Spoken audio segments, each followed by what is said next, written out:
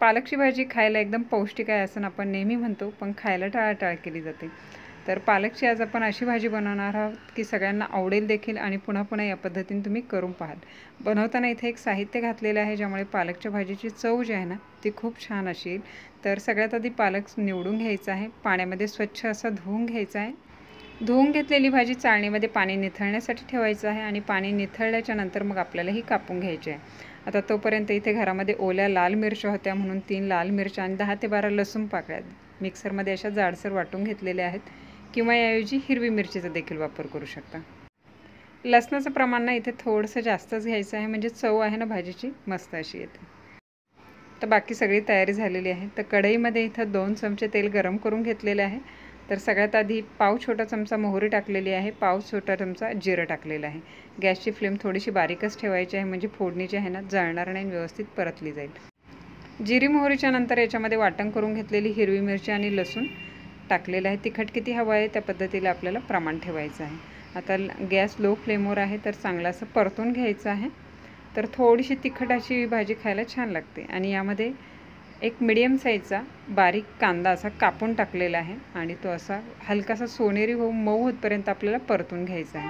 तर कंटिन्यू असा हा मिक्स करत राहायचा आहे, जेणेकरून सगळीकडनं व्यवस्थित परतला जाईल. त्यानंतर आपण याच्यामध्ये टाकणार आहोत एक मिडियम साईजचा बटाटा स्वच्छ धुवून घेतलेला आहे आणि साल काढून अशा याच्या पातळ काप करून घेतलेले आहेत. आणि 1 चमचा मुगाची धुवून डाळ टाकत आहोत. डाळ पटकन शिजली जाते.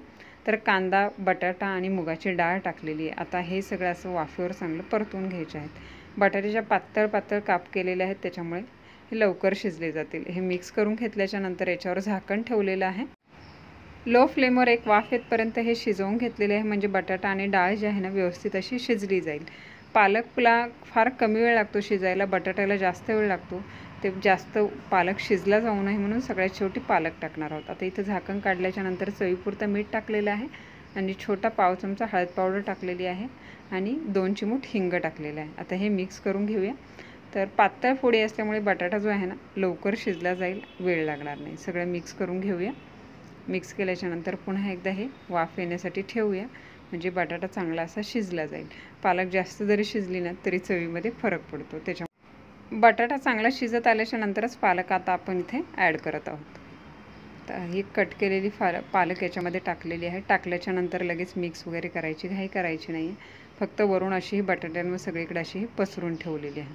त्याच्यामुळे वाफेमुळे काय होतं, ही आपोआप वरचेवर शिजली जाते आणि बटाट्यामध्ये जर काही कच्चेपणा असेल तर तो देखील शिजला जातो. याच्यावर झाकण ठेवायचं आहे आणि चांगली अशी वाफ येतपर्यंत एक 5 ते 6 मिनिट लो फ्लेमवरच हे शिजवून घ्यायचं आहे.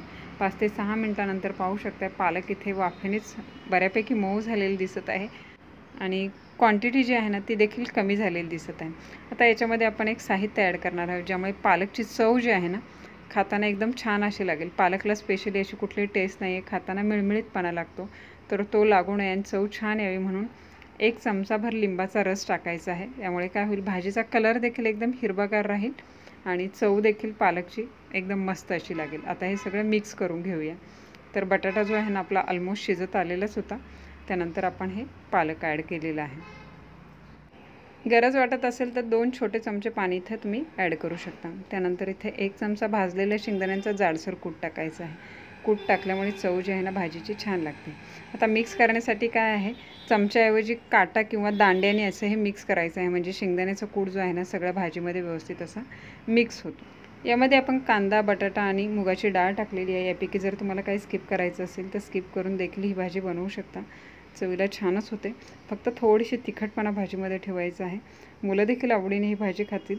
तर चव तर छानच लागते. करून पहा. चपातीबरोबर, भाकरीबरोबर, भाताबरोबर किंवा टिफिन देण्यासाठी एकदम छान अशी ही रेसिपी आहे. घरी करून पहा. रेसिपी जर आवडली असेल तर रेसिपीला लाईक, कमेंट, शेअर करा आणि अशाच सोप्या रेसिपी पाहण्यासाठी किटिकीच्या मराठी रेसिपीजला सबस्क्राईब करा. त्या बाजूला असलेलं बेल आयकॉनचं बटन प्रेस करा, त्यामुळे येणारे सगळ्या नवीन रेसिपीचं नोटिफिकेशन सगळ्यात आधी तुम्हाला मिळेल. पुन्हा भेटूया अशाच एका नवीन रेसिपीसह. तोपर्यंत टेक केअर. Bye bye.